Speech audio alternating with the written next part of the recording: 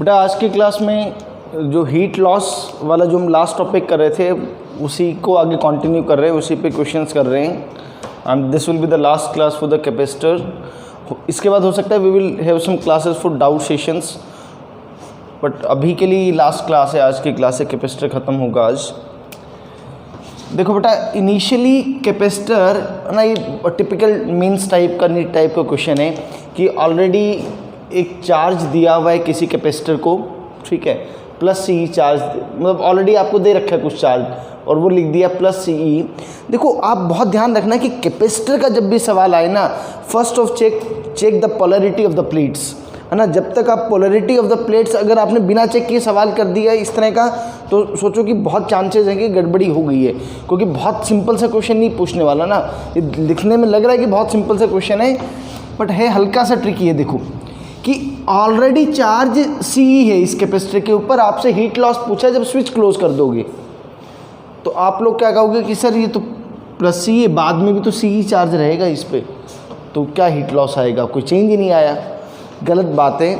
Actual में देखो कि पहले बेटा क्या चेंज आएगा। देखो इनिशियली इस वाली प्लेट पर पॉजिटिव चार्ज है, ये नेगेटिव और ये पॉजिटिव है, चार्ज चेंज होने वाला है। क्या सिनेरियो में चेंज आएगा ये समझो कि जब चार्ज हो चुका होगा बेटा, जब स्विच क्लोज हो चुका होगा, तब इस प्लेट पे नेगेटिव चार्ज और इस पे पॉजिटिव चार्ज होगा।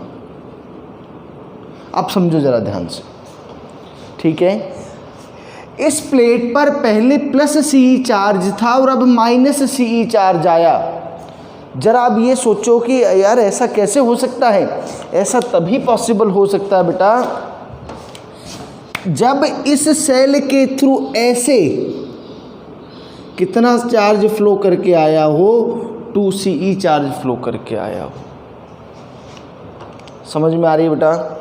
कारण क्या है कि नेगेटिव चार्ज आया, इसका मतलब इधर से तो नेगेटिव चार्ज ही निकल के आएगा, तो यानी कि एक्चुअल में इस प्लेट पर एक्स्ट्रा कितना चार्ज आया, इस प्लेट पर एक्स्ट्रा -2Ce चार्ज आया, ये मतलब है। तो अब देखो कैसे आगे इसको सॉल्व करेंगे। भाई मैं ये बात तो जानता हूँ कि sir work done by cell ये दो ही जगह जाएगा, delta U capacitor plus heat loss. Work done by cell देखना बेटा, यही इसी का खेल था। अगर आप उसको सिंपल सी लिखते तो आप ये वर्क डन 0 लिखते, आप कहते कोई चार्ज फ्लो ही नहीं करके आया, यही गड़बड़ होती। वर्क डन बाई सेल कितना लिखोगे बेटा, पहली बात तो this work done will be negative minus 2Ce, charge flow is 2Ce into E, ये तो वर्क डन बाई सेल हो गया बेटा। Change in delta U capacitor, क्या बताना है, डेल्टा यू कैपेसिटर। हाँ, डेल्टा यू कैपेसिटर 0 है। कारण क्या हुआ कि आप कैसे लिखोगे उसको बेटा, आप कैसे लिख पाओगे डेल्टा यू कैपेसिटर को। मैं इस तरफ लिख के दिखा रहा हूँ आपको कि फाइनल चार्ज, भाई अब फाइनल चार्ज नेगेटिवली, उसको नेगेटिव लिख लो -Ce Q²/2C ऐसे तो लिखते, और माइनस और फिर Ce²/2C लिखते, तो ये फैक्टर कैंसिल आउट ही हो जाता। तो डेल्टा यू कैपेसिटर तो अभी भी 0 है, डेल्टा यू कैपेसिटर भी अभी भी 0 ही है, प्लस H आ गया बेटा।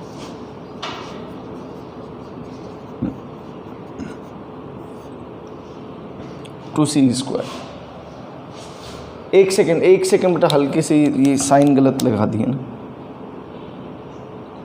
ऐसे समझो, ऐसे समझो, इस तरफ जाएगा, ये पॉजिटिव रहेगा। सॉरी ऐसे में भाई यहाँ से इधर से चार्ज नहीं है ना, चार्ज तो ये डिसिपेट करेगा ना, ये छोड़ेगा, तो यहाँ से चार्ज मूव करके उस तरफ गया बेसिकली, तभी वो वाली प्लेट पॉजिटिव बन गई, प्लस 2Ce²। ये ध्यान रखना है बेटा कि किस प्लेट की क्या पोलैरिटी पहले थी और क्या बाद में है, ठीक है, ये नोट करो बेटा। चार्ज का एक बार फिर से देख लो कि कैसे आ रहा है बेटा। इस प्लेट पर पहले पॉजिटिव चार्ज था, तो इसका मतलब यहाँ से पॉजिटिव चार्ज गया है और ये पॉजिटिव हो गया, या फिर ऐसा मानो कि यहाँ पे आया है, ये बात होगी। लास्ट टाइम वो एरो गलत लगा दिया था हमने वहाँ पे। नोट करो बेटा इसको।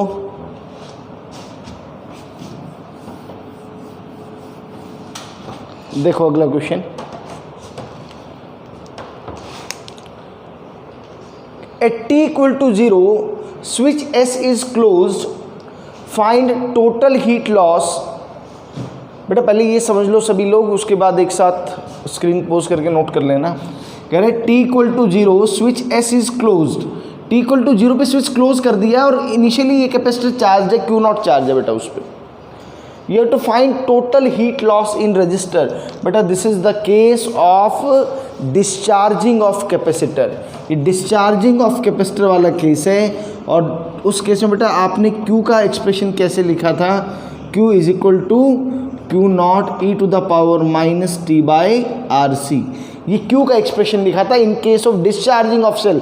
बेटा चार्जिंग ऑफ सेल की इक्वेशंस और सॉरी चार्जिंग ऑफ कैपेसिटर और डिस्चार्जिंग ऑफ कैपेसिटर, इन दोनों के जो करंट का और चार्ज का ये जो दोनों जो इक्वेशंस हैं आपको स्टैंडर्ड हैं, ये याद होनी चाहिए डायरेक्टली।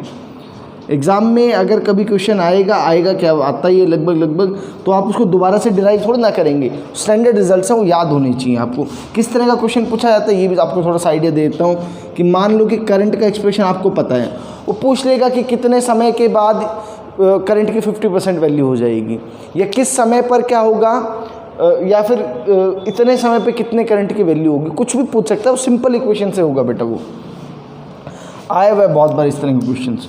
तो भाई d Q by d t इसको आप करोगे तो क्यू नॉट कॉन्स्टेंट ई की power minus t by R C और इनटू बेटा क्या कर देंगे इसको -1 बाई आर सी। तो ये आई की वैल्यू, अच्छा एक सेकेंड, ये नेगेटिव भी आएगा। नेगेटिव क्यों आ रहा है बेटा, क्योंकि चार्ज जो है वो क्या हो रहा है, वो डिक्रीज कर रहा है, तो minus d Q by d t. So I will be equal to minus minus plus हो गया बेटा ये क्यू नॉट ई की power minus t by R C by R C. और भाई हीट डिसिपेशन अगर आपको टोटल निकालना है तो वो कैसे निकालोगे, आई स्क्वायर आर डी टी। ये सिमिलर टाइप ऑफ चीज़ मैंने जीरो से इन्फिनिटी लास्ट क्लास में आपको करके दिखाई थी और मैंने बताया था कि जो ये रिजल्ट आया that will be the independent of, किसके इंडिपेंडेंट आया था, वो रेजिस्टेंस के इंडिपेंडेंट आ गया था बेटा। सिमिलरली हम इसको भी इंटीग्रेट करेंगे, सेम वही वैल्यू आएगी जो लास्ट क्लास में किया था। सिमिलर टाइप ऑफ रिजल्ट हम यहाँ पे ऑब्जर्व करेंगे। नोट करो बेटा स्क्रीन पोज करके। एक इसमें बेटा ये पूछा कि find heat loss till capacitor is 50%। तो बेटा इसको जब सॉल्व करेंगे तो ये हमने कैलकुलेट भी किया था, ये सी स्क्वायर, अच्छा सी स्क्वायर नहीं बेटा यहाँ तो क्यू की फॉर्म में आएगा, सॉरी। तो यहाँ पे बेटा क्या आ जाएगा, चलो या तो इसको सॉल्व ही कर लेते हैं, थोड़ा सा नई फॉर्म है ये, देख लो एक बार। Integral h is equal to integral 0 से इन्फिनिटी बेटा I square that is Q not square R square C square E की power -2t R C D T. तो इसको जब सॉल्व करोगे 0 से infinity it will be Q not square by 2c। ये value आ जाएगी बेटा Q not square by 2c। Obvious है कि यही एनर्जी थी ना टोटल, वो सारी की सारी एनर्जी लॉस होने वाला है, इस फॉर्म में देख सकते हो। अच्छा अब एक बात और देखो, अब बेटा आपसे क्या पूछा है, तो work done by cell is equal to delta U plus H heat loss. मैं सेकंड पार्ट कर रहा हूँ बेटा। सेकंड पार्ट में पूछा है कि जब 50% डिस्चार्ज हो चुका है, 50% डिस्चार्ज होगा तब कितना होगा, तो भाई वर्क डन बाई सेल तो 0 है क्योंकि सेल है ही नहीं। डेल्टा यू की बात करें तो बेटा डेल्टा यू कैसे लिखेंगे, फाइनल चार्ज कितना है आपका, फाइनल चार्ज, तो फाइनल चार्ज आप लिखोगे सर क्यू नॉट बाई 2 है, Q not square by 2c minus initial कितना था बेटा Q not square plus h। तो बेटा ये h की वैल्यू आ जाएगी आपके पास, ये तो हो गया बेटा Q not square by 44288c minus Q not square by 2c। तो भाई ये आ जाएगा 8 और ये माइनस का चल रहा है बाहर, तो बेटा ये फाइनली आ गया 3 Q not square by 8c। This will be the heat loss in this case. Solve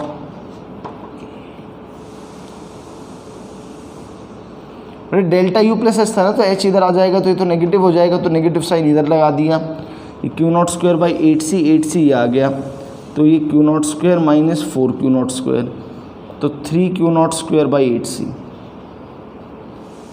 this will be the answer.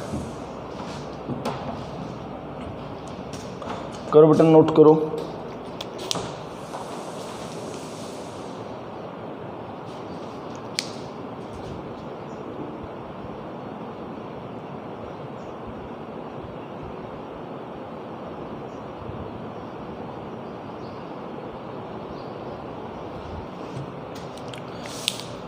कह रहे बेटा कि एक 2 माइक्रोफेरेड का कैपेसिटर है, उसको इनिशियली एक 10 वोल्ट सेल के साथ क्या किया है, चार्ज किया है। तो भाई अगर ऐसा हुआ है तो ये मान लो इस तरीके से हो गया ये।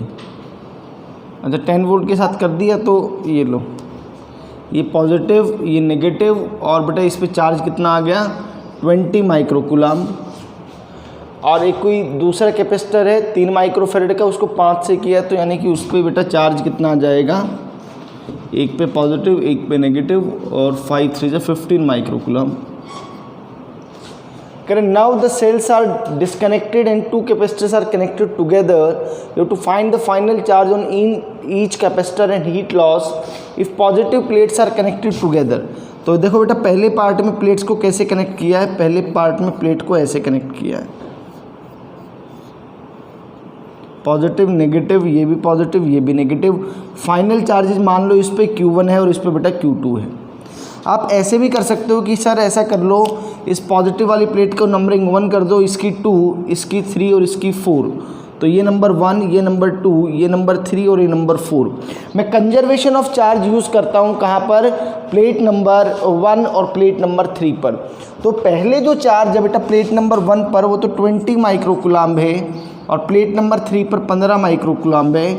It should be equal to, अगर मैं इस वाले सिस्टम पे अगर लगाऊं बेटा तो it will B Q1 plus Q2। तो यहाँ से बेटा एक बात, एक इक्वेशन तो ये आ गई कि Q1 plus Q2 is equal to 35, एक इक्वेशन तो ये है।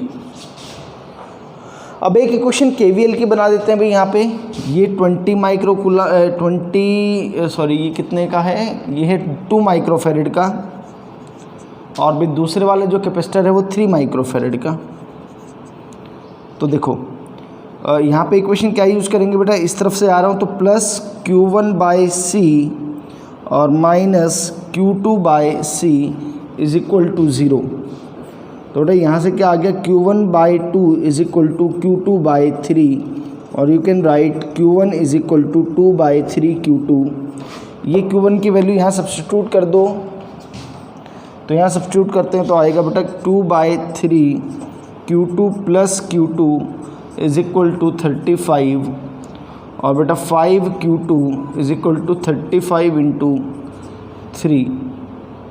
तो Q2 की वैल्यू बेटा आ गई 21 माइक्रोकूलम, और Q1 की वैल्यू आ गई 2/3 इंटू 21 14 माइक्रोकूलम। अब फाइनल चार्ज आ गया है, इनिशियल चार्ज आपको पता था, अब आपको हीट लॉस बताना है बेटा। तो हीट लॉस आप कैसे बताओगे, इसकी इनिशियल एनर्जी जमा इसकी इनिशियल एनर्जी, वो तो टोटल इनिशियल एनर्जी आ गई, और अब आपके पास Q1 और Q2 पता है, उनकी फाइनल एनर्जी बता सकते हो। एक बार ये नोट करो बेटा जल्दी से, फिर इसका सेकंड पार्ट में ज़रा करके दिखाता हूँ आपको। नोट करो बेटा जल्दी से नोट करो।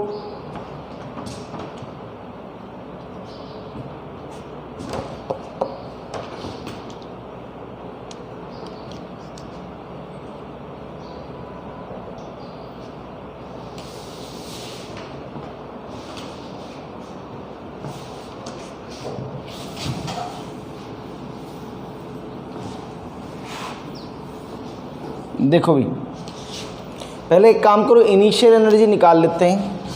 यहाँ कोई सेल वेल का कोई खेल रहेगा नहीं। इनिशियल एनर्जी क्या होगा बेटा, इस कैपेसिटर की इनिशियल एनर्जी तो या तो हाफ CV² से लिख सकते हो, है ना। हाफ ऑफ कैपेसिटेंस बेटा इसका कितना है, इसका कैपेसिटेंस था 2 माइक्रोफेरेड इनटू, और 10 वोल्ट का दिया था तो 100 plus half of C into बेटा V जो है इसके अक्रॉस वो 5 का था तो 25। ये आपके पास इनिशियल एनर्जी आ गई। जो फाइनल एनर्जी आएगी बेटा वो देखो कैसे कैलकुलेट करोगे, वो या तो Q की फॉर्म में कर लो या फिर पहले वाला भी Q की फॉर्म में कर लो, इकट्ठा कैलकुलेशन आसान रहेंगी थोड़ी सी। यहाँ पे चार्ज है 20 Q²/2 इंटू कैपेसिटेंस है 2 plus Q² divided by 2 into C। तो बेटा ये कितना होगा 20 इंटू 20/4 प्लस 15 इंटू 15/2 इंटू 3।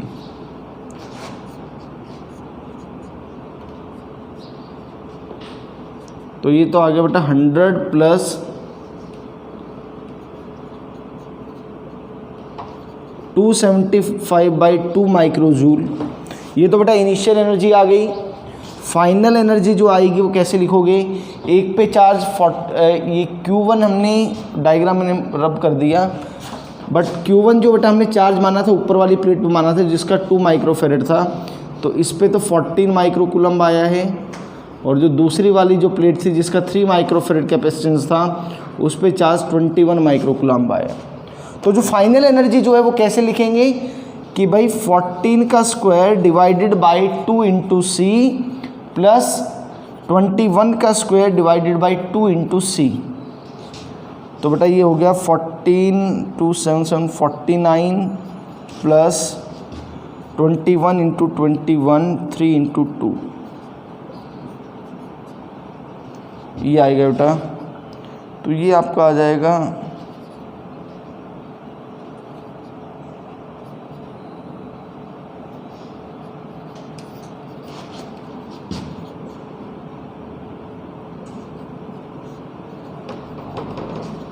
तो बेटा जो हीट डेवलप आएगी, जो हीट डिसिपेट होगी, दैट विल बी 275 माइनस 145/2।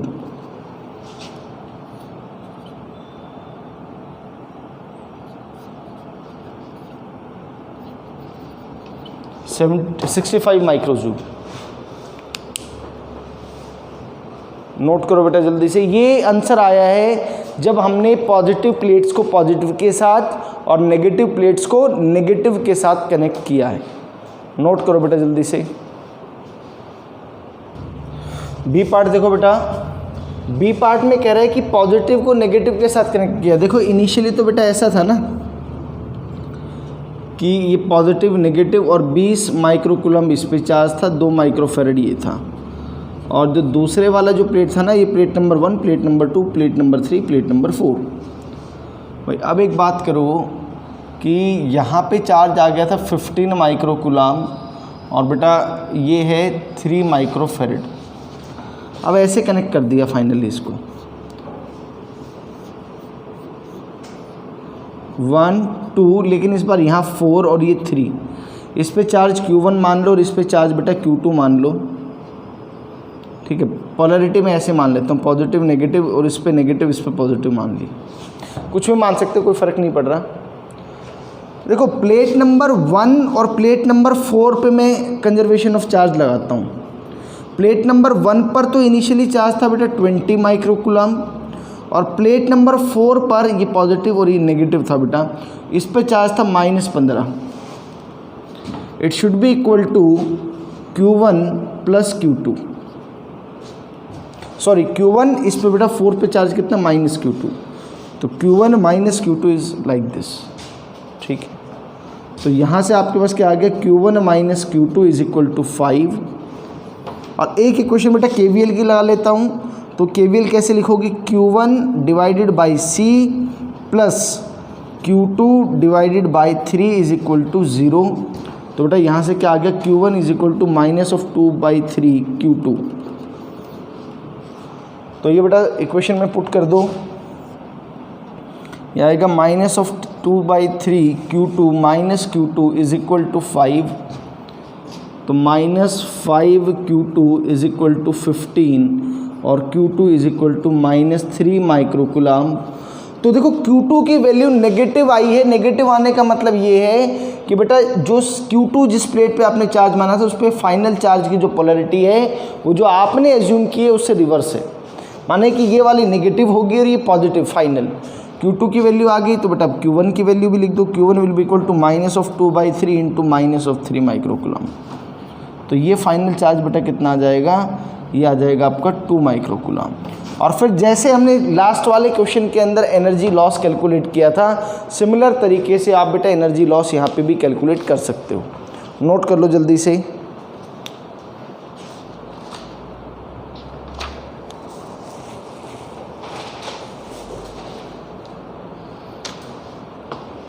करो बेटा करो नोट।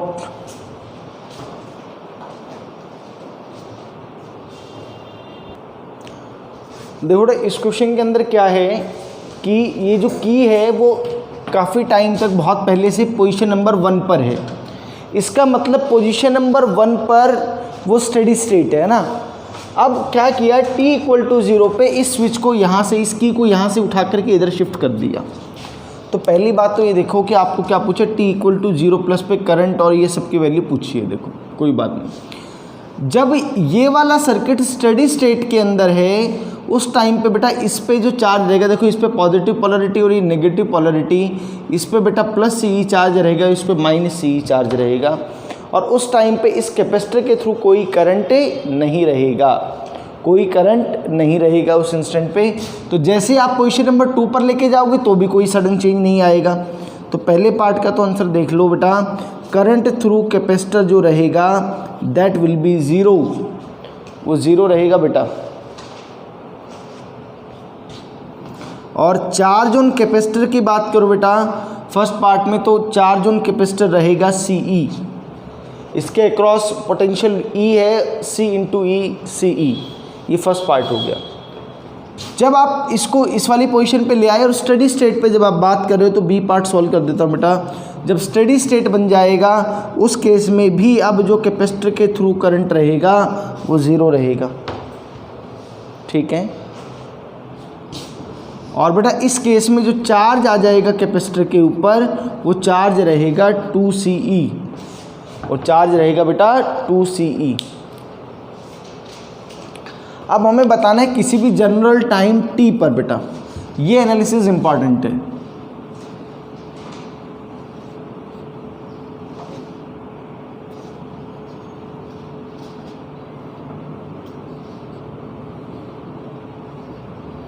ये R किसी भी टाइम पे मैं मान लेता हूँ बेटा प्लस माइनस एक Q चार्ज बेटा, इस पे 2E, और उस टाइम पे करंट ऐसे फ्लो कर रहा है I। KVL यूज़ करते हैं बेटा सिंपल, तो देखो 2E माइनस ऑफ Q बाई C minus IR is equal to 0। तो बेटा यहाँ से आ गया IR is equal to 2CE minus Q by, और ये R भी इस तरफ ले आता हूँ RC। I को बेटा dQ बाई dt लिख दो, dQ by dt is equal to 2CE minus Q upon RC, dQ upon 2CE minus Q integral is equal to dt upon RC का इंटीग्रल बेटा। t इक्वल टू 0 पर plate पर charge CE है। ध्यान रखना बेटा मैं ऊपर वाली प्लेट पे ही बात कर रहा हूँ, इस वाली प्लेट पे, तो यहाँ पे भी इनिशियल CE चार्ज रहेगा। किसी भी टाइम t पर यहाँ पे आपने पॉजिटिव चार्ज Q मानना हुआ, इसलिए पॉजिटिव Q लिख दिया। ये इंटीग्रेशन आपको आता है बेटा, ये होगा log of 2CE minus Q, और बेटा ये CE से Q तक जाएगा,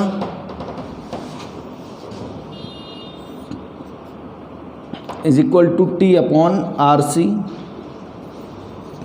लॉग ऑफ ये हो गया बेटा 2CE माइनस Q अपॉन ये हो गया बेटा CE is equal to minus T upon RC। और इस तरह की इक्वेशन ऑल द आपने बहुत बार सॉल्व की हुई हैं, इसको फिर भी लिख देता हूँ 2CE minus Q upon CE is equal to E to the power minus T upon RC बेटा, ये आ जाएगा। तो यहाँ से Q इज इक्वल टू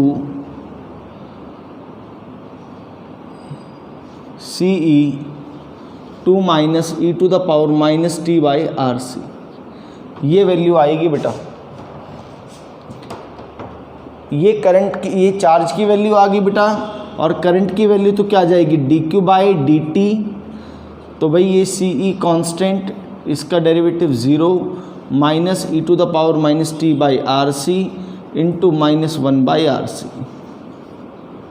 तो बेटा ये आ गया CE into E to the power minus T by RC। तो ये E बाई R, E की power minus T by RC।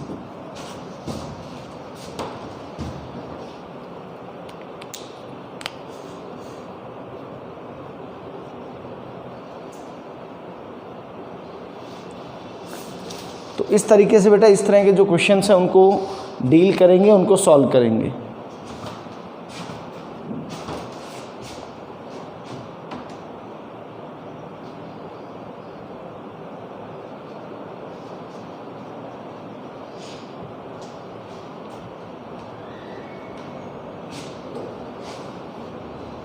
अच्छा एक सेकंड बेटा, एक हल्का सा ये देखो यहाँ पे इस वाले पार्ट में जो बी पार्ट में चार्ज निकाला ना, ये चार्ज तो अब इस वाले के साथ कनेक्ट कर दिया, इसको दोबारा से देख लो।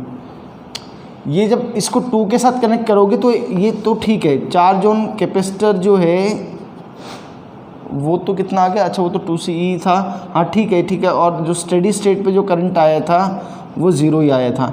लेकिन जैसे जब आप इसको इस पोजीशन पे लेके आओगे ना, तब करंट 0 थोड़ी रहेगा, वो वाला पार्ट देख लो एक बार। जब आप इसको इस पोजीशन पे लेके आओगे तो KVL यूज़ करो ना। जैसे आप इसको इस पोजीशन पे लेके आए तो देखो कैसे लिखोगे बेटा equation, 2E minus of charge कितना बेटा, Q/C और minus of IR is equal to 0 बेटा। तो बेटा यहाँ से I की वैल्यू आपकी आ जाएगी E/R। तो इनिशियली जैसे आप पोजीशन 2 पे लेके जाओगे तो करंट 0 नहीं, करंट E/R है। ठीक करो उसको, करंट विल बी E/R। वो यहाँ से भी आना चाहिए, t इक्वल टू 0 पे करंट की वैल्यू E/R आ रही है, और यहाँ पे आपने भी E/R लिखी है। नोट करो बेटा।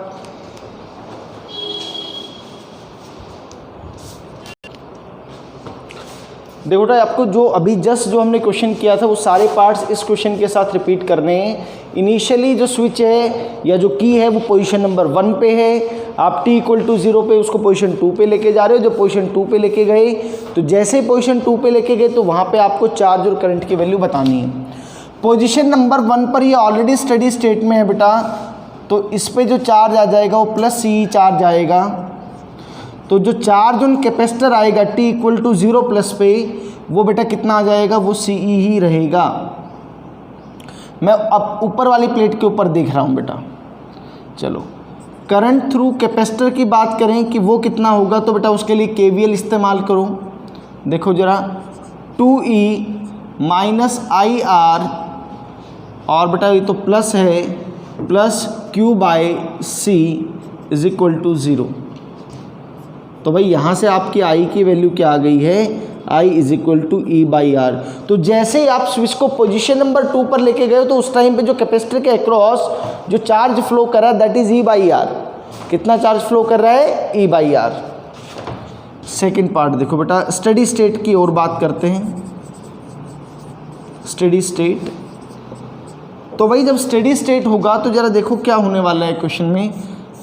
ये थोड़ा सा इंटरेस्टिंग पार्ट है, ये जो सेकंड पार्ट जो है ये R बेटा, ये C और ये 2E। इस बार देखो कि ऊपर वाली प्लेट पर नेगेटिव चार्ज आएगा और इस पर पॉजिटिव चार्ज आएगा बेटा। इस पे नेगेटिव कितना चार्ज हो जाएगा, 2CE, और इस पे कितना हो जाएगा, +2CE। कोई बात नहीं, इस तरीके से।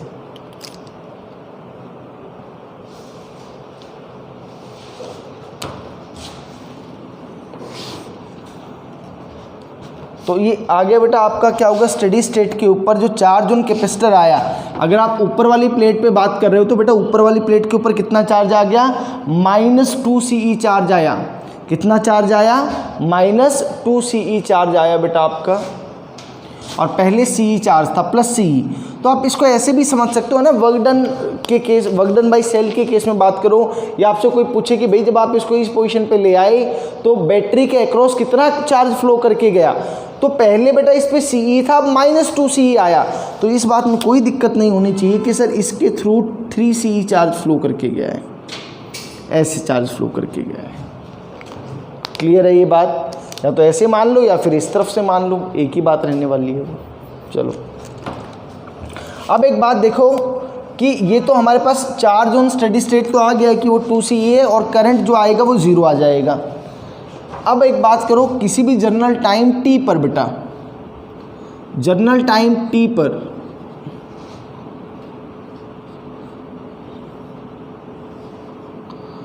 ये 2E बेटा, ये नेगेटिव मान लेता हूँ, ये पॉजिटिव, ये R, और ये इस पे चार्ज, ये कैपेसिटेंस C और इस पे चार्ज Q मान लिया। अब जरा KVL यूज़ कर रहा हूँ, तो 2E minus IR, I current माना हुआ है, और -Q/C इज इक्वल टू 0। तो बेटा ये हो गया 2CE minus Q is equal to ये आ गया था ये इस तरफ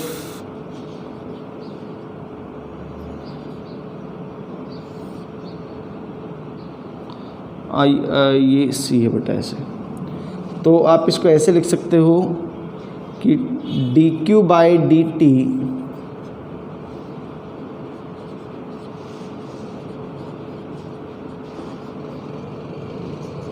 तो dq upon 2ce minus q is equal to dt upon RC।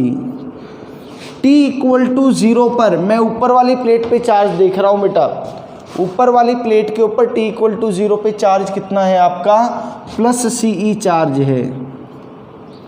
और किसी भी टाइम t पर ऊपर वाली प्लेट पे आपका चार्ज कितना है, वो माइनस q चार्ज है बेटा। कितना चार्ज है, माइनस q चार्ज है। या आप ऐसे लिख लो कि भाई मैं इस वाली प्लेट पे देख लेता हूँ तो फिर इस वाली प्लेट पे देख लो, जैसा आप चाहो वैसा कर सकते हो। कि t के ऊपर बेटा यहाँ पे चार्ज आप माइनस q लिख देंगे, और फिर ये जो इंटीग्रेशन है, ये इंटीग्रेशन आपने सॉल्व किया हुआ है, इस इंटीग्रेशन को हम सॉल्व कर लेंगे। तो this is all about capacitors. Capacitors ख़त्म हो गया बेटा इसी तरह से, और कुछ और क्वेश्चंस होंगे, we will discuss in some another class, जिसमें सिर्फ न्यूमेरिकल्स हम डिस्कस कर रहे होंगे। Thank you.